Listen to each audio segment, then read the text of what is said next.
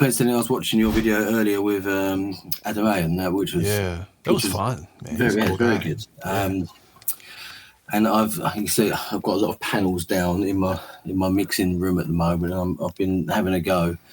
I've got a Null about 100 hertz, and it's probably the worst area for me here. And I'm trying to fix it. And I feel like I'm coming up to the limitations of just my space. I've been watching that video earlier. I think some bigger baffles. I see what you're saying and just talking about what you've got around your room there, Carl. It all helps, but it's very much that low end that. Well, I'll tell you, we were talking about the depth of the panels, and so I think these on my sidewalls are like 7 inches, and then he was talking about the sound blocks back here, which are 10. And I've got this 10-inch sound block pulled away from the wall a little bit, and we're still not really touching 100 hertz. You know, Gabe, I know your studio has a lot of thickness going on. Tell us about like what this wall right behind you with the guitars, right?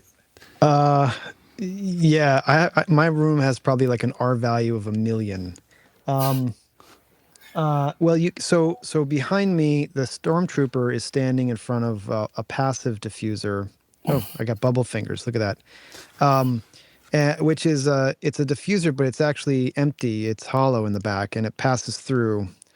And I'm sitting right now in the middle of my live room, my mix room. So my dimensions are about roughly 30 feet long by about 15 feet wide.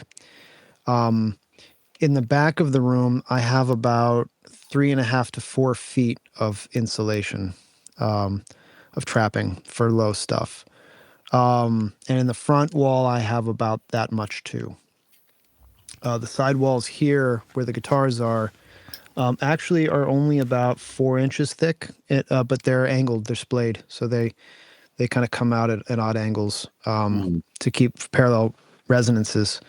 But this is burlap wrapped in Owens Corning 703.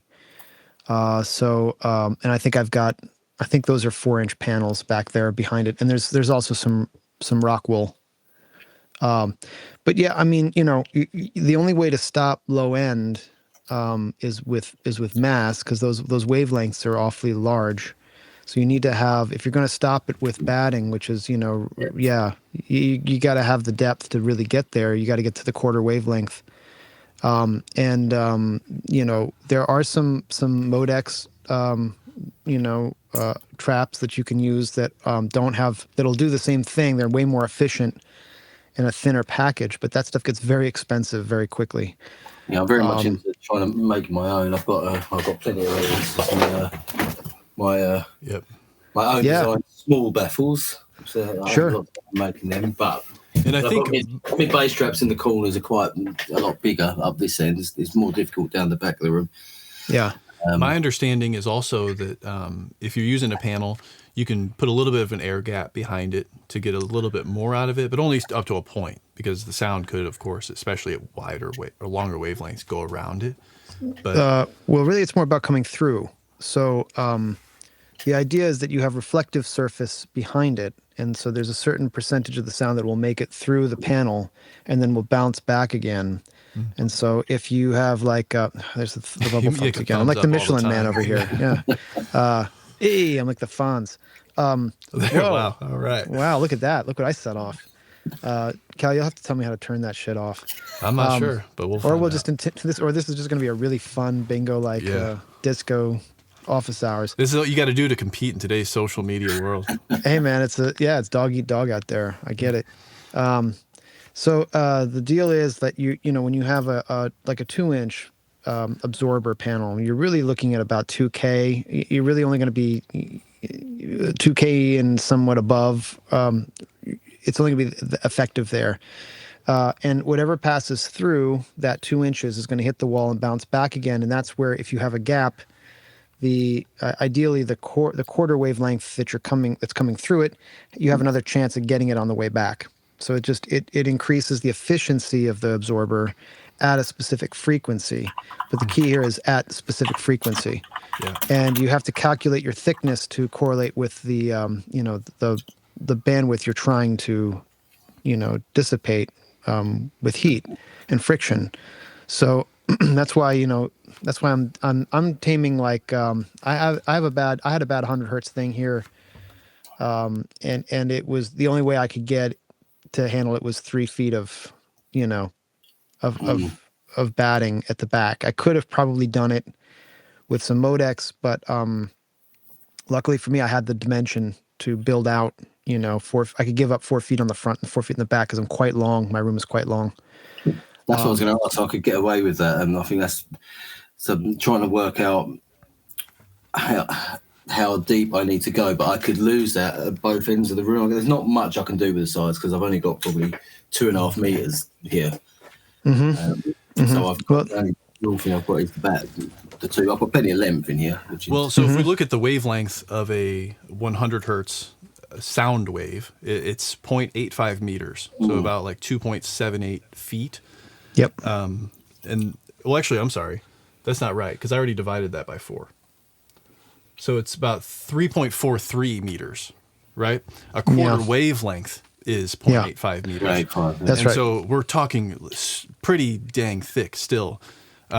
What I might recommend to you, Adam, is thinking about how, if this is a room mode that corresponds to the distance in your room, then you might think about like placement of the listening position and of the driver itself, right? So this is the wrong screen, but this is something interesting that there's this guy, Dr. Dan Russell, who's an acoustics professor at Penn State, I believe.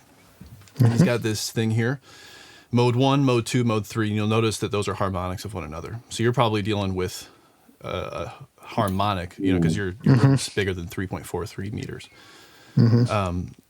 If this red dot represents the actual monitor in that dimension and its placement. So you'll notice that when it's in the center of the room, the mode is actually canceled. See that?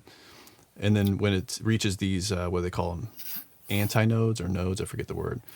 But just rather than thinking about it so mathematically like that, experimenting with where the speaker is in relation to that length of the wall could help.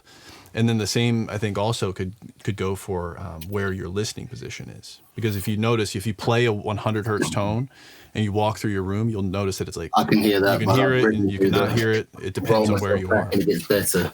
Yeah. So there's the spot kind of. Yeah.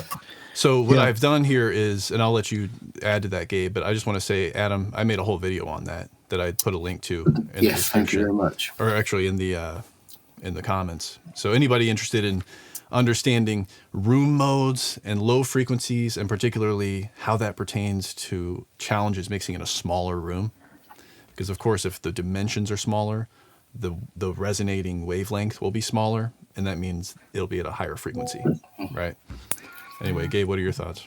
Yeah, but it also passes back around to the low end too. I mean, you can't escape low end in a cubic volume, and the problem is that when you get into small spaces, coming out of the sweet spot, you're closer to the parts of the room that actually resonate low frequency, like corners. So I think the right idea is to start by getting the speakers off the wall.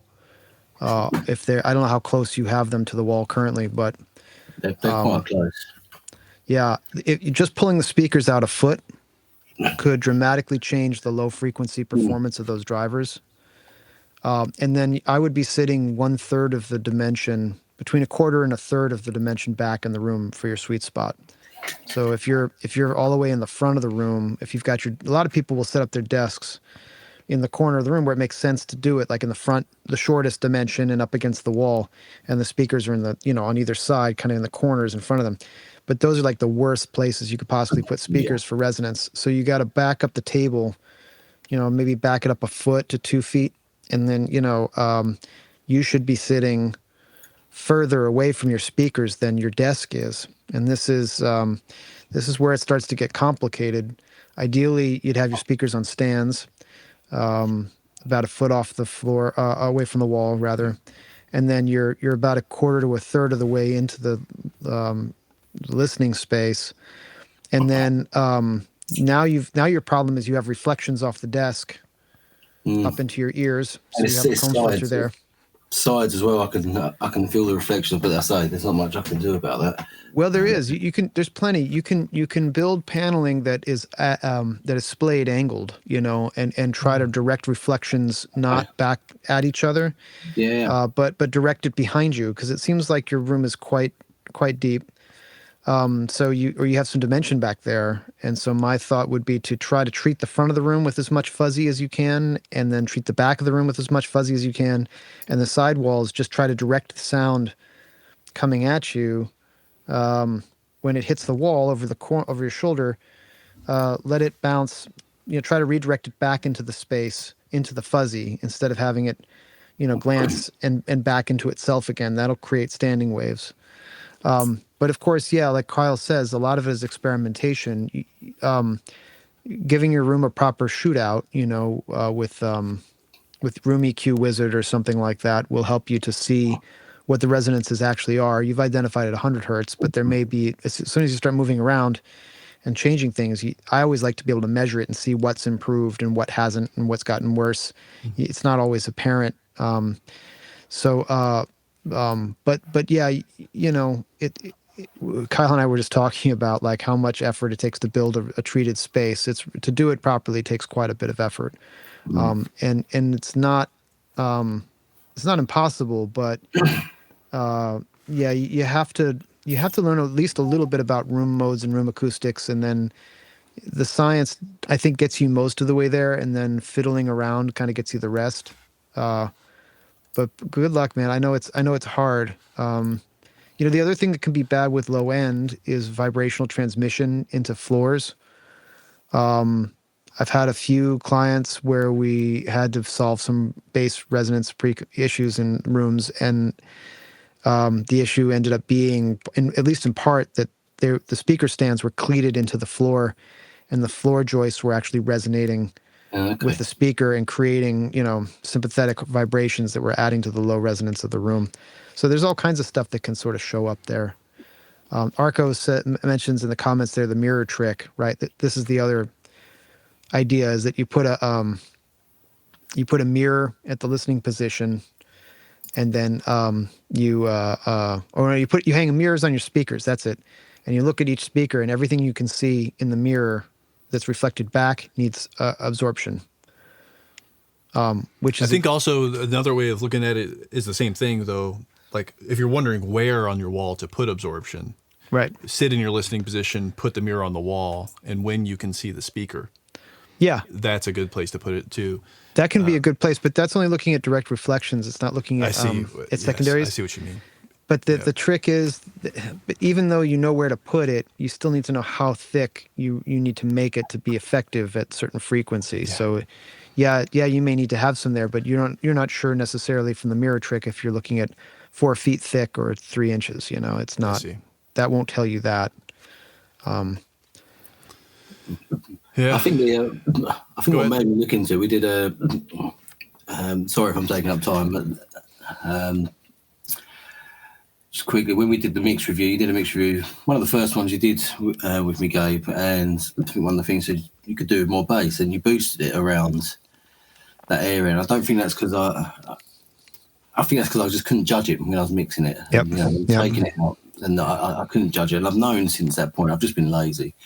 I can get by, and I think for me, my room, it needs to be good enough for me, as I'm happy to sit here and listen. And I think, and if I'm happy to sit here and listen to my favourite music, which I know what it sounds like, then I'm happy to sit here and work. But I'm not at that point now.